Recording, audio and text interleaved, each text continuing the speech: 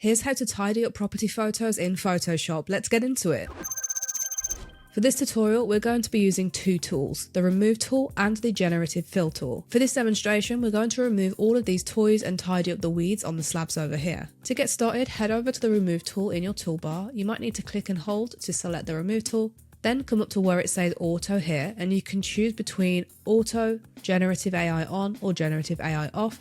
I recommend selecting Auto. This will switch between Generative Fill and Content Aware Fill. So with that configured, we can come over to the first item. Let's do this bike first. You can use your open and close brackets on your keyboard to increase or decrease the size of your brush to suit what you need. Now when you're going around objects, it's really important to include the shadows that are around the object, otherwise it'll look really strange removing the object but not the shadows.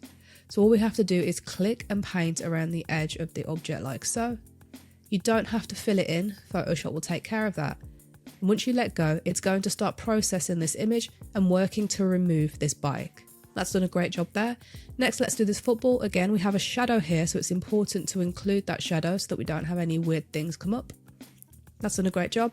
Next, I'm going to come over to this slide, again going around the edge like we've just done previously. Now, as we can see here, that's made the background look a little bit strange, so I'm just going to paint over this just to make it look a little bit better. Perfect. And finally, I'm going to get rid of this toy here. Great stuff. Now I'm going to turn my attention to the paving over here. Now initially I'm going to use the Remove tool just to get rid of these big weeds here. When it comes to the intricate details of like a path here, this is where I would switch between using the Remove tool and Generative Fill. So sometimes when you paint over the cracks like this, for example, it will either get rid of the crack or it will put more weeds here. So it's not essentially getting rid of it, as we can see there. So in this instance, I'm going to switch into Generative Fill. So I'm going to come over to the lasso tool and then zoom in over this area so we can just see it a little bit better, and then start painting around these areas that I want to remove. A great thing you can do here is hold Shift on your keyboard. Your lasso will turn into a plus, then anything else that you draw around, like I'm doing here for example, will be included in this Generative Fill. I'm just going to do a few to begin with and then we can come back to the rest. So with the selection made, choose Generative Fill, click on this generator icon here, choose Firefly Fill and expand the latest version, and then choose Generate.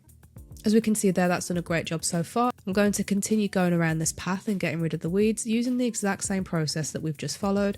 So holding Shift and dragging like so. I'll speed this up so you don't have to watch me doing this. Okay, so we have those selections made. We're just going to go back into Generative Fill just like before. Make sure we have that same model selected that we had selected before, and then choose Generate. And as we can see there, that's done a great job of tidying it up. There are a couple of areas here that still need a little bit more refining, but all we have to do is repeat the process we've been following here by coming back into Gen Fill and choosing Generate. Now, if we zoom out of this image, I've just also imported our original image for reference. So if I turn this back on, we can see the difference that that has made to our image. This can work for any kind of property photo, whether it's indoors, outdoors, etc. You can use the Remove tool and the Gen AI tools to help improve the photos. And that's all there is to it.